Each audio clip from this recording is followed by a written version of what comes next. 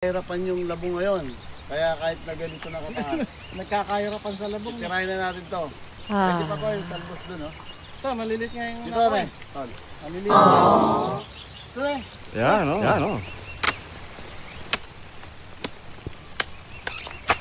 Ay, sakto. Yan na yun. Bali ah. Yun yun. Yun yun. Ito na yun, oh. Ayun, betul. Guys, pagtatsagaan na natin to, pananghalian. Yan.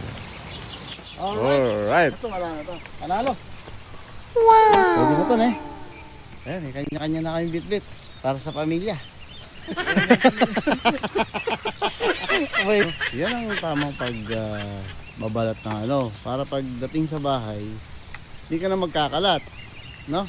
Dito pa lang sa kagubatan, nalinis mo na yung ano, yung labong. Ayan. So pagkatapos linisin at balatan ang labong, hiwa-hiwain na maliliit na ganyan. Ayan, no? Tol, Uy, kamusta ka dyan? pagkatapos hiwain to, slice pa natin ng mas maliit pa to dito. Ayan, dalawa na silang naghihiwa para mabilis, oh. Ako naman, laban-laban ko yan maya-maya ng konti. Ayan. So, kapag kumulo na, haluin mo ulit.